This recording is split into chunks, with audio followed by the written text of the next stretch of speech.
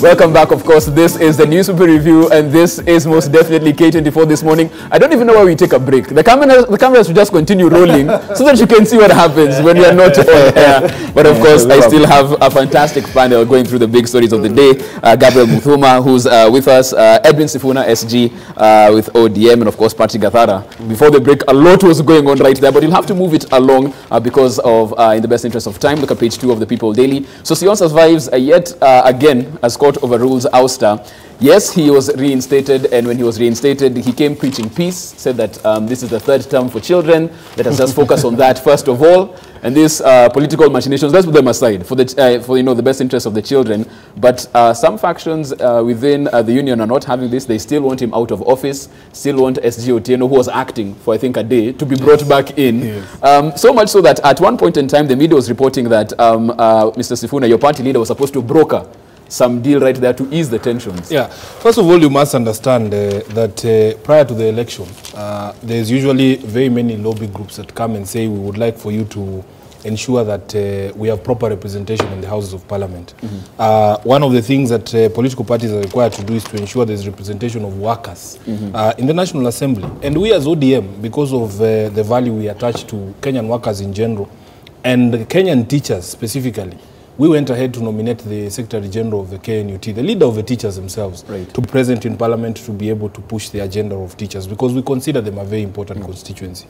So it's a bit surprising that that act that we thought we were doing in good faith for the teachers to have proper representation is what has put Honorable Sossion in hot soup. Let me just ask right there. Yes. As you nominated him, was there an expectation for him to relinquish his SG position? I don't think so. He went there to represent teachers. So how do you stop being, if you stop being a teacher, who are you representing? Right. He has no constituency. He has no constituency. He was there to represent workers and specifically the teachers, the interests of the teachers. Right. I don't know any other political party that thinks the way that we do, but we put a teacher right in the middle of decision making, like Gathara says, to oversee what government does, to be able to push their own agenda within the presence of Parliament.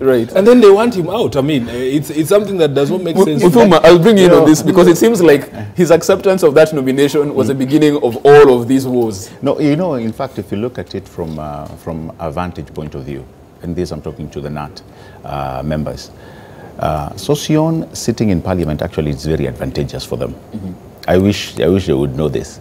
First of all, he's sitting in a body that makes decisions for the very same people, all right? Budget, allocation, and all what have you. I mean, I would really be fighting to have somebody like that who is representing me and also seated in Parliament, you know, to be actually in the position that he's holding. So if you look at it as a vantage point for the teachers, you know, he's actually squarely in. The other thing really, and this we have to be honest with one another, it did not happen yesterday. The man has been in that office for the past 2 years. Is this the time you're just noticing, all of a sudden this guy is in Parliament and still holding this position? No. And he's not the first guy, honestly, to be in Parliament and also a union leader. Patrick, because Sossion has been saying that there are very many forces, powerful forces in the government and TSC that want him out. Is that where they should be looking and not the fact that he became a nominated MP? Well, for me, I think there are questions we should ask, you know, especially around public officials who then go out and have other duties, you know, because there is a question about which ones do they prioritize. You know, being a nominated MP is not a part-time job, it's a full-time job. And he's there, not just, by the way, to deal with issues of teachers, while he does represent them, and he can represent them as a teacher without being, by the way, the head of KNUT.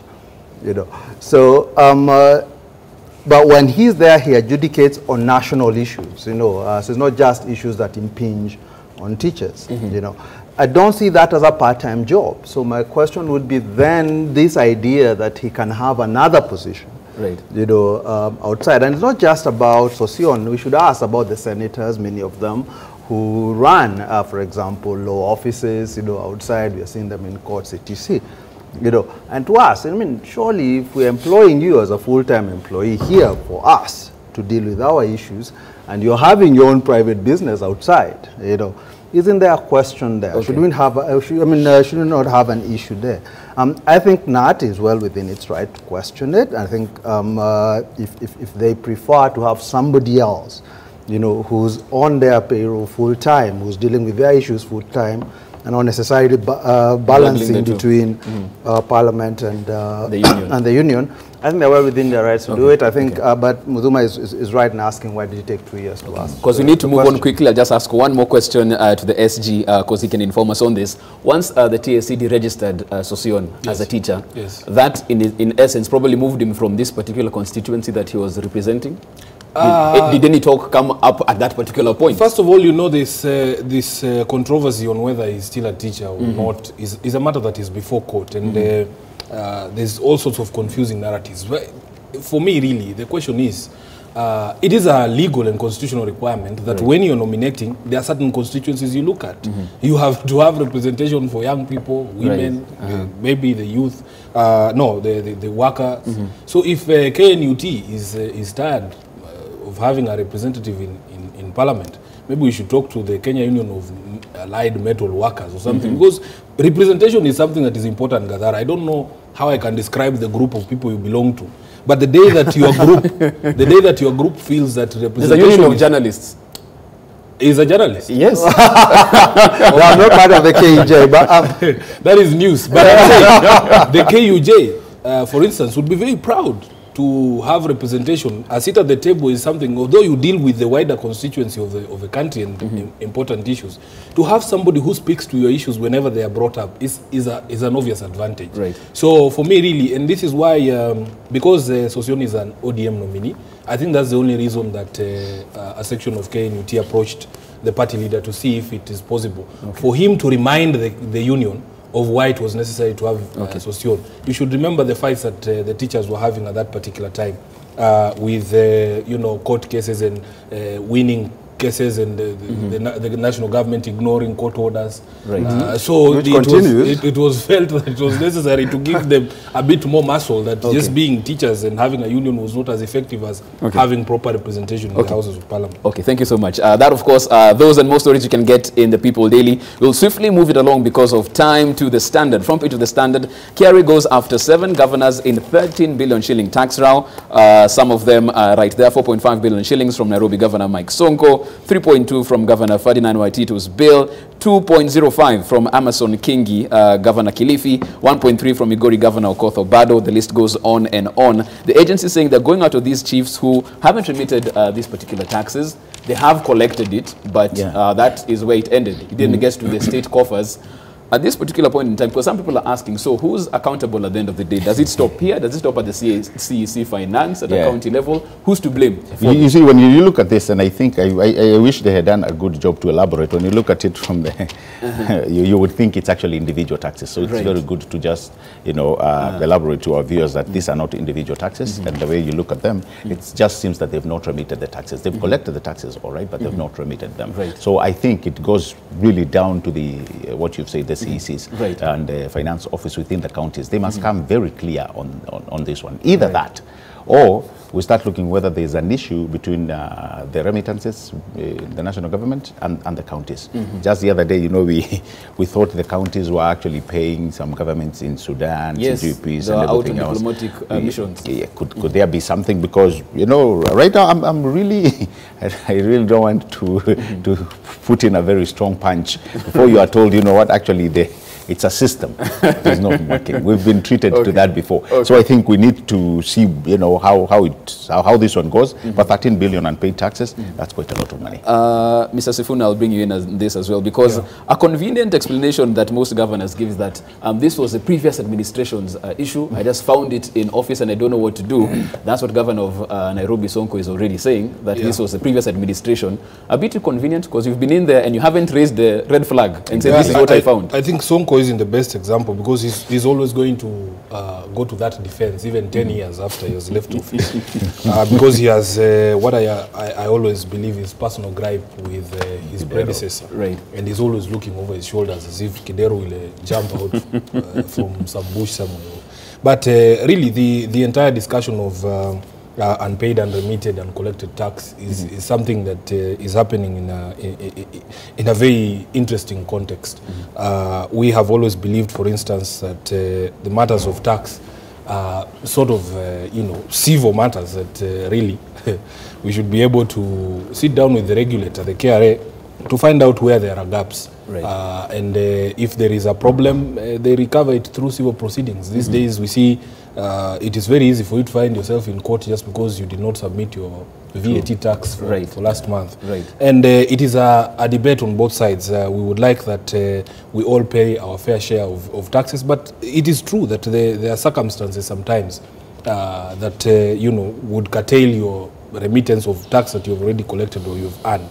But for me, it is a good discussion. In fact, one of the things we brought up during our rejoinder to the proposed bill to punguza mzigo is that we need to define what the mzigo is. Right. In our view, wastage, corruption in this country, and of course the issue of unremitted or uncollected tax and people who evade tax is where the real mzigo is.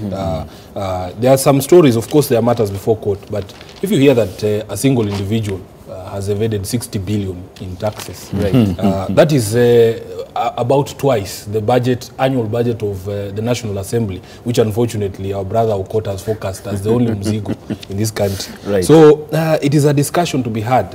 When they went after Keroche, there was a lot of discomfort, if I may say, because we also need to do it, just like my brothers were insisting here that Mao evictions have to be done in a humane way. Same thing.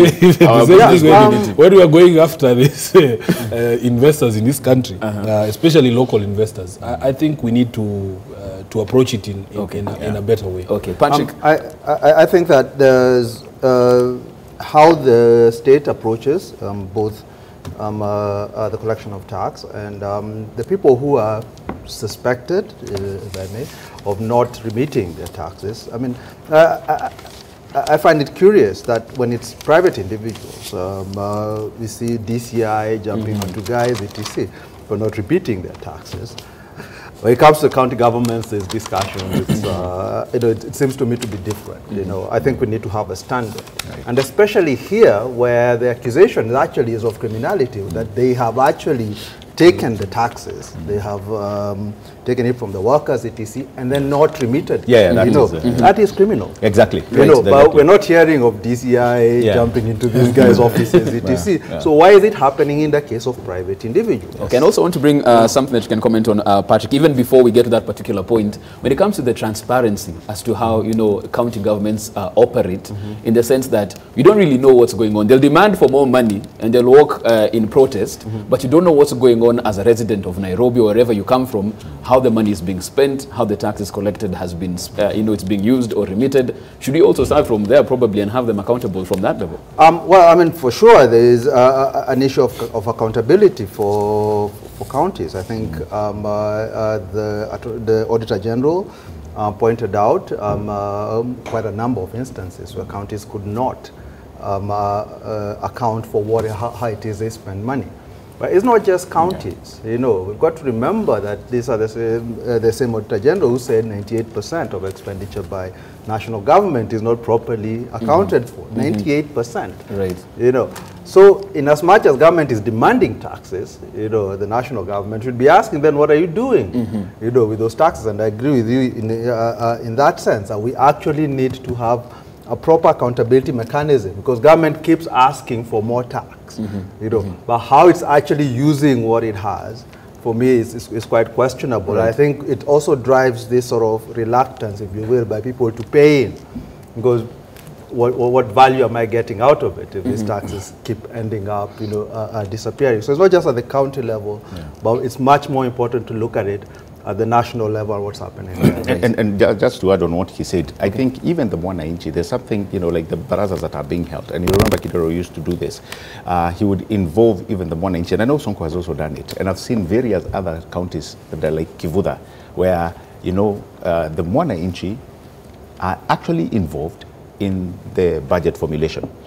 They call people during the budget formulation, but you will not hear anybody going when there's the implementation. At the end of the implementation, you do not come back to look at the budget that you formulated vis-a-vis what has been done. So I think it goes also back to us. We need to start questioning how have we gone, or how have we done with the budget that we formulated? Okay. Have we achieved all the milestones? Right. Or are we going to sit and be told, oh, this one was formulated this time, but the issues that we are facing are from another administration. Okay. So we need to be actually very, very key when it comes to following through all the processes of the budget. And finally, when he calls this issue about deducting taxes and not remitting it, indeed, that is criminal. When you've taken or deducted payee from county officials, when you've withheld the withholding tax from suppliers within the county, and you've not remitted that money. You know, payee, I mean, cannot go from one administration to the other. Payee, I mean, it's annually, we look, you know, there's no way you can say it goes to another administration which wasn't, you know, remitted. So this is something that people must understand is criminal. Well, it also goes to how it's taken one second, Mr. Patrick. Just one very quick thing. Because if you want to jump in, and then we'll come to you, if you don't mind. Thank you. The one thing that, and I know this is something that is very controversial, at least seeing from the reactions of people online when we start those discussions. Kenyans also need to give credit where it's due. Because it's very fashionable to say that all these governments, all these elected officials are doing nothing, that they don't see where the money is. We accept that there's a lot of corruption and wastage in government. But people live where those projects are being done. You see, like for me, true. The truth is I might not agree many things on many things with Governor Sonko, for instance.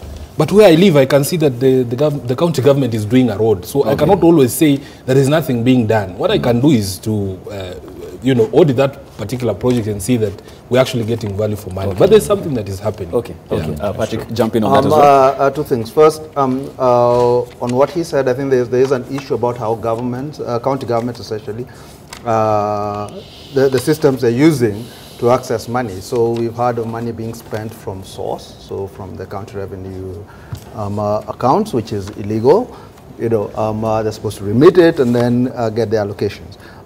So there's an issue there. So I think partly it might be the problem with why this VAT, etc. is not being remitted. I mean, the deductions that they make, you know, and it could be that it's being spent before it is actually remitted, which would be an illegality. And I think we need to go down to those systems. Where Sonko, for example, is concerned, I think there was an issue that the Auditor General had raised, you know, about how money was being accessed directly, you know, from those county revenue accounts, you know, and being spent. So I think that's a serious question that needs to be, and also expenditure outside of the IFMIS system. You know, that, even this. And his back in this.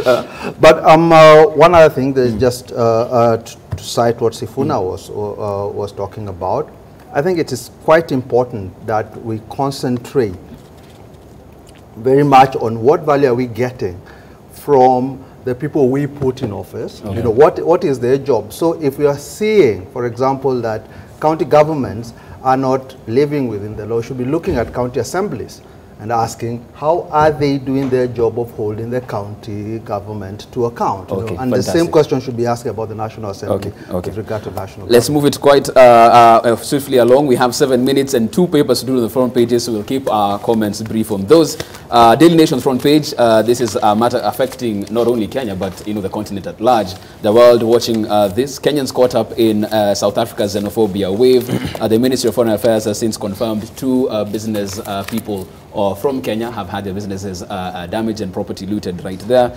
But it speaks of a bigger question, because as some of the South Africans are talking about the fact that this anti-immigration wave that's coming in is because they feel they don't have jobs, and these jobs are being taken by these foreigners who are coming to the country, and they're reclaiming the country back, essentially. Ignorance of the highest order. You know, Bob Marley reminded us that if you want to know where you're going, you must know where you're coming from.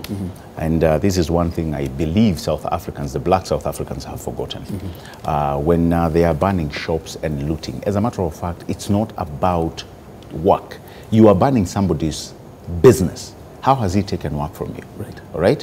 If you are telling me, which can be understood but cannot be condoned either way, is if you are approaching a farm and saying, you have employed 15 or so and so many nationals, but destroying somebody's business, who as a matter of fact is actually contributing to your economy, all right? And not only that, he's even employing workers of, the locals.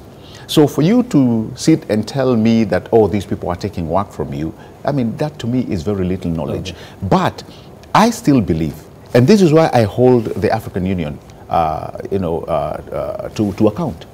This is a conversation that should be happening. If we let this slide, I can guarantee you, you've seen what Nigeria started doing. You've seen Ghana, people will start retaliating. Other African countries will start retaliating. Already, businesses associated with South Africa like MTN, ABSA, they are starting to feel the pinch. Right. I just saw this morning, they banned, I think somewhere in Nigeria or one of the West African countries, they banned a very huge site for MTN. So that just tells you, the South African government is not doing much, if you ask me, because this is something that has been there for long. So AU, I believe AU, this is the, their voice should be heard, loud and clear. Come in on this as well, very briefly on this. Let me just start there at the AU. First of all, the powers of some of these organizations to influence internal matters is overestimated.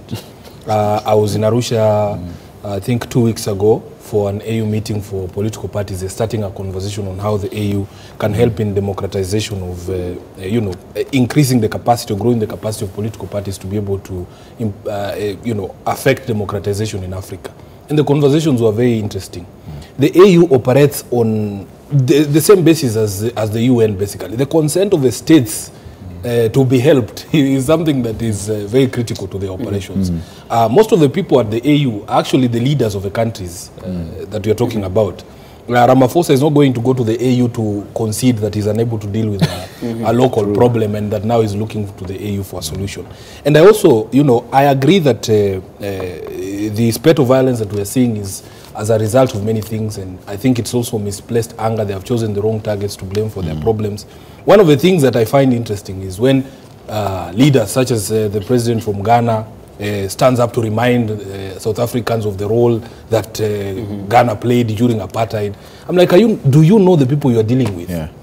This is a new generation of people who are not there to experience apartheid. What are you telling them? Right. It's like when we try to bring some of the older members of the political class to the reality that, for instance, in 2022, the people who will be voting for the first time were born in 2004. They were not even there for Kibaki Tosha. Something that So this generation of South Africans are not people you can come to with arguments of the struggle for freedom for the black. They have their own struggles as a generation, and those struggles must be addressed. They're just finding an outlet in the wrong way. Okay, Patrick? I think I would agree that the outlet or the scapegoats that they're picking out now are the wrong ones. I think South Africa has its own internal problems, own internal huge internal inequalities, and I think that's what they need to be addressing rather than simply pointing out to foreigners, etc. But I would say, and I think it's important for Kenyans to know, that we have been doing the same thing. We have sat and also externalized our problems, blamed refugees, for example. Remember in 2013, 2014, actually coming on to 2016, 17. When government was going after refugees as if they were the source of our problems, people were blaming them for rising rents, etc. But actually our problems are much more ingrown. And I think we should learn from what's happening in South Africa about the dangers of doing this. That said, we should also ask about what the Kenyan government is doing about facilitating Kenyans who are already in South Africa. There's a duty to them to take care of them, to ensure they're safe, etc. I think the report was like at least 2 or 3 have been caught up in this violence. What sort of consular assistance is being given to these guys? You've seen how the Nigerians have taken this up, a lot of it because of the sort of similar violence that's starting to happen back home. But I think we need to put pressure on our own governments, to ask what is it you're doing for the Kenyans down there, so I don't just feel like they're abandoned whatever happens. We'll move on to the Star. Gentlemen, we have 2 minutes before we get to feedback, so we'll take them really quickly. This is a story that has been touched on before, but we'll just do it again. Garbage tenders. EACC finds Sonko link in a money trail. Nairobi governor was interrogated on Tuesday for more than 8 hours denied all allegations leveled against him, though investigators have traced 20 million shillings paid into the governor's account. Patrick, you laugh. Well, I mean, it's an interesting story. I think the fact that money was paid, or they have traced 20 paid by one of the people who won the tenders into it, needs to be explained. You know, I mean, the impression of impropriety is huge. I would say the stench of impropriety is huge. But we've got to remember that it is not just Sonko. Yeah. The very same thing was said of Kidero before him. Yeah. You know, and we really need to get to grips in Kenya, at least in Nairobi, with what we do about our garbage and how it is sorted out. So it's not just an issue of corruption there, but also overall the policy issue that we have. Our one garbage site in Dandora was decommissioned in 2001, or was supposed to be decommissioned, was declared full in 2001. We are still dumping there. You know, so my question is again, what do we actually do, and how do we organize a system that is not so prone to corruption issues, but it's actually effective at taking away? Okay, briefly, Mr. Sifuna. Yeah, this is what we were discussing. We were saying we have no problem whatsoever with these investigative agencies asking these questions, because Nairobians and Kenyans at large want to understand how their money is used, and if there is any impropriety, it should they should be brought to account. What I fault the EACC all the time for doing is that they always prosecute their matters through the newspapers. At this particular stage, I would have loved for this headline to emerge from the hearing or during the cross-examination of the witnesses. But the problem we have is that you will see this, and you will imagine that those people we pay very highly at EACC have done their job. Come to the court on the day of the hearing, and then Sarakasi will begin in that particular. Honestly, you know, I couldn't agree with Sifuna the way he said it. I mean, that's the factual element of it. The fact that it appears on our headlines, and the fact, you know, it appears as if it's something that has been well thought out, and it's almost a slam dunk case. You know, I would expect the next thing we are hearing is somebody serving jail time. Is that what will happen? That's a big question. We'll wait and see how that one plays out. Of course, those are the big stories as far as our newspaper review is concerned. We'll have your feedback as well, so keep tweeting us at K24TV. SMS us as well on 21222, so you can have your say. So Sossion still fighting for his life, is back against the wall. KRA demanding you know, its dues from the county chiefs as well. Buvi has all of that feedback on the other side. Where do we start? Is Sossion fighting for his life or his career? Both his life. This is a battle for his life, right? The battle royale. Yeah, okay. I like what Mheshimiwa Sifuna said about him, you know, he was put there by the teachers to help them, you know, put out their issues, but sasa wanangangana nae. So we have Captain Chifu says Sossion versus teachers. This is another heist. This guy can't insist to lead KNUT for nothing rather. A whistleblower is needed. We, haya, hapo kidogo nimekuwa confused, lakini Hassan Wajia is saying he has brought the giant union to its knees. Let him not hang in the court. He was elected by members, not the court. Let him leave. He has been a liability. We, haya, clearly no love there. We also have Simon _ Plum. You're saying, when I see Sosion's tribulations, I remember Attorney General Githumugai's words, the man in front of you today is a mortician. The patient died on the operating table. If you think the patient should have lived, all right. Simon, thank you for that. Then we have, again, Simon Plum saying once Sossion is gone, it will take a long time to have another world-class trade unionist, and the negative effects to the education sector will be felt for years to come. You know, I feel like that is more or less the feeling across the board, depending on who, you know, is thinking Sossion. But Jeff, I don't know. What do you think? Is Sossion done? Well, as they say, he might be the cat with 9 lives, but it seems like right at this particular point in time, it's very hard to placate KNUT right now. He's tried, he's been conciliatory, he said, let's come and do it for the children. They are still not buying. They're still not biting. Let's see if the conversation is continuing on Twitter on another story. Governor's tax row. David King Theo, you're saying, our taxes are used to pay these leaders, but the same leaders can't even pay their taxes. What a shame. Okay. We, Nikunoma, my friend. We have Marcella W saying, I'm still waiting for the day that they will be charged and sentenced. Till then, there isn't much we can expect from our people. Clearly an angry Kenyan there. Fireborn Minis, you're saying, and after the PR, we will go back to our normal jobs and move on.